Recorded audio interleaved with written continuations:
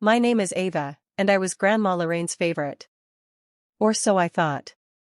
The oak-paneled walls of the lawyer's office seemed to press inward as we waited. The air was thick with perfume, sweat, and unspoken expectations. Leather chairs creaked as relatives I hadn't seen since childhood shifted in anticipation, some pretending to grieve, others too impatient to care. I sat in the front row. Not by accident. Not by luck. I earned that seat. For the past 4 years, I was the one who brought her groceries. Who cleaned her porch. Who sat beside her through endless reruns of Murder, She Wrote. I knew how she liked her tea, 1 sugar, no lemon. I knew which of her knees ached when it rained. I wasn't just her granddaughter. I was her shadow. Her confidant. Her favorite. Uncle Jeremy, who hadn't even visited her once last year, chuckled with Aunt Claire over something on his phone. My cousin Brianna was applying lip gloss in the reflection of a silver letter opener.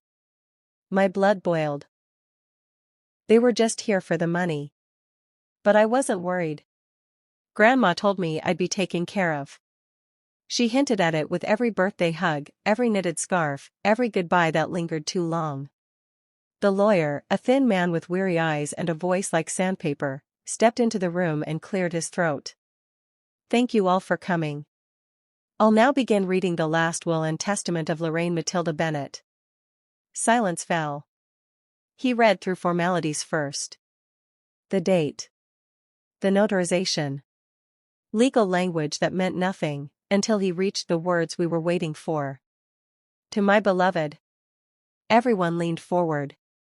Eleanor Cross, I leave the entirety of my estate, including my home, all assets, bank accounts, and personal belongings. The room froze. Aunt Claire blinked twice. Jeremy actually laughed, until he realized it wasn't a joke. Brianna let out a stunned, "Who the hell is Eleanor Cross?" I sat there. Staring. Mouth dry. Hands gripping my seat. My name wasn't mentioned. Not even once. Not mine. Not my cousin's. Not her children. Just Eleanor Cross. The lawyer looked up, eyes moving from face to face, waiting for someone to speak. But no one did. The only sound in the room was the buzz of the overhead light. And in that silence, a single question burned in my mind. Who is Eleanor Cross, and why did my grandmother give her everything? There must be a mistake, Aunt Claire snapped. Who the hell is Eleanor Cross? The lawyer didn't flinch. There is no mistake. Ms. Bennett's will was reviewed and notarized 6 weeks before her passing. This is the most recent and legally binding version. I sat frozen, my breath shallow. 6 weeks ago? That was around the time Grandma stopped answering my calls for a few days. I had chalked it up to her landline acting up again. But now, I wasn't so sure. Jeremy stood. You're saying Lorraine Bennett, my mother, left everything to some stranger? The lawyer adjusted his glasses, ignoring the rage in the room. The will continues. He cleared his throat and read again. To my family, I leave my memories. The good and the bad. You will find no place in my home, because in my final days, I learned that love isn't always in blood, it's in truth. And truth belongs to Eleanor Cross. Another gasp. A few chairs scraped as cousins exchanged confused looks. I was spiraling.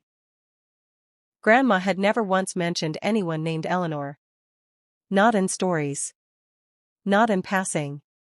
Not in her worn photo albums we used to flip through every Sunday afternoon. The lawyer closed the folder. There is also a sealed letter. It is addressed to Ms. Eleanor Cross, to be handed over upon her arrival. She has already been contacted. Already contacted? So she knew about this? I finally asked, my voice hoarse. The lawyer nodded. She was notified of the will's reading but has not responded yet. She may or may not appear today. I stood slowly, my heart thudding.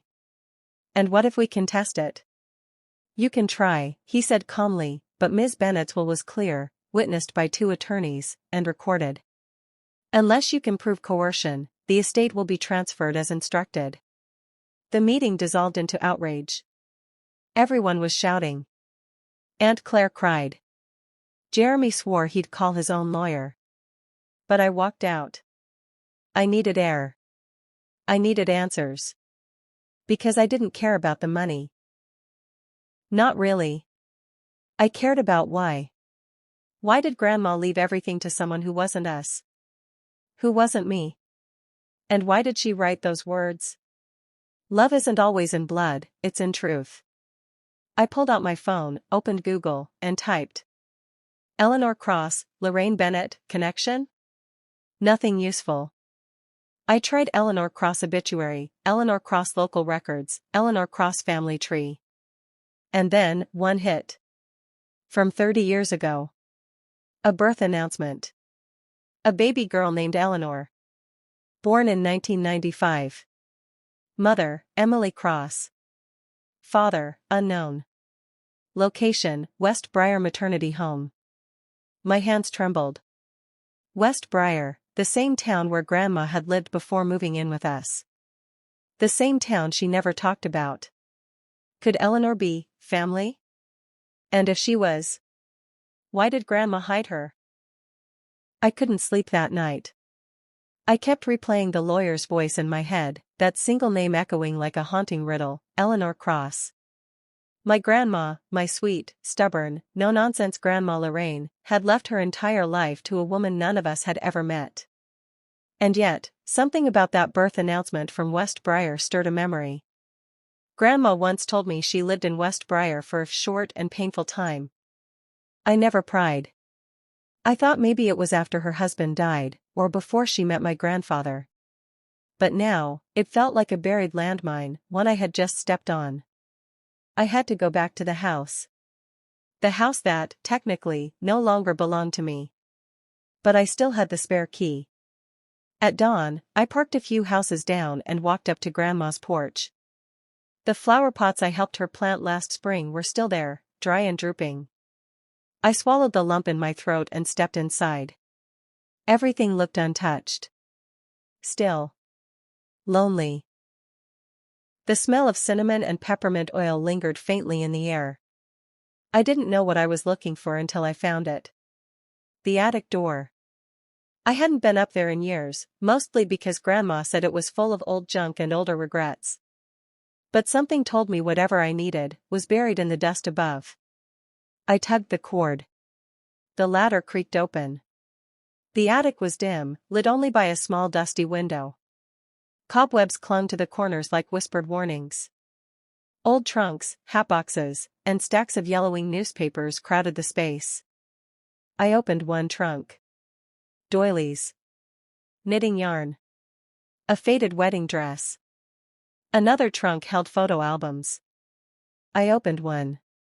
Photos of Grandma as a teenager. One with a man in uniform, my grandfather. Another of her holding a newborn baby, my mother. And then, in the back, tucked behind the last page, a single photo. My breath caught. It was Grandma, at least 40 years younger, standing beside a dark-haired woman with sharp eyes and a playful smile. Between them stood a girl, maybe 5 years old, with a big bow in her hair. Written on the back in fading blue ink. Emily, me, and Ellie, 2000. Ellie. Eleanor. That was it. Eleanor wasn't a stranger. She was someone Grandma had known. Someone she'd loved enough to leave everything to. But who was Emily? I flipped through the trunk and found more letters. Dozens. Some torn. Some stained with tears. All addressed to Emily Cross, never mailed. One letter was addressed, to Eleanor, when she's old enough. My hand shook as I unfolded it. Dear Eleanor. I don't know if your mother ever told you about me. Maybe she didn't. Maybe she hated me too much to try. But I want you to know that I never forgot you. I saw you in the park once, your pink jacket, your skipping rope. I wanted to run to you, to hold you, but I wasn't allowed. I made choices I regret, but you were never one of them. Love. Lorraine Bennett. I sank to the floor. Eleanor wasn't just some distant friend. She was family. And Grandma had been forced to leave her behind. Suddenly, her words in the will made sense. Love isn't always in blood, it's in truth. She hadn't turned her back on us. She had been trying to right a terrible wrong. I spent the entire day in a haze. The photo, the letters, the birth announcement, it all pointed to one devastating truth. Eleanor Cross was my grandmother's secret daughter. My mother's half-sister. My aunt. Somewhere in her youth, Grandma had a child no one in the family knew about. Maybe before she married Grandpa. Maybe when she was still in West Briar, before her short and painful time came to an end. Whatever happened back then, it had been buried. Hidden behind family smiles and unspoken shame. And now that child, Eleanor, was the one Grandma had chosen. Not for spite. Not to hurt us. But to give back what she'd been forced to take away. Still, one question pulsed in my chest. Why now? Why not tell me? Why not bring her back into the family sooner? That answer came the very next evening, when the doorbell rang. I wasn't supposed to be in the house anymore, but I couldn't leave. Not until I figured it all out. I peeked through the window. A woman stood on the porch. Late 20s, maybe early 30s. Dark hair pulled into a braid. Sharp jawline. Nervous posture. She looked like someone fighting not to run. She knocked again, softer this time. I opened the door. We stared at each other. I didn't have to ask. I knew who she was. And from the way her eyes locked on mine, she knew exactly who I was too. Hi, she said, her voice cautious. I'm Eleanor. Eleanor Cross. I nodded slowly. Ava. Lorraine's granddaughter. She swallowed hard. I got the call. About the will. I wasn't going to come, but I had to see the house. I didn't know she lived here until last week. Do you want to come in? She hesitated. Then stepped inside. We sat across from each other at the old kitchen table. The same one where Grandma taught me how to make pie crust. I could almost hear her laugh echoing between us.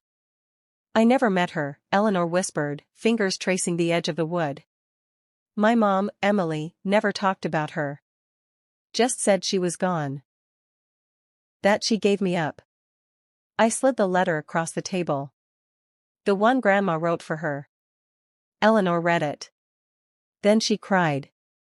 Not loudly. Not broken. Just quietly, like someone mourning a mother they never had the chance to love. I always wondered, she said. If she thought about me. If she cared. All these years, I thought I didn't matter to her. You did, I said. More than you'll ever know. We talked for hours. About Emily. About the day Grandma left West Briar. About how she had tried, so many times, to reach out, only to be pushed away. And then, after all those years of silence, she rewrote her will. Gave Eleanor everything. Not for money. But to finally say, you were mine. And I never forgot.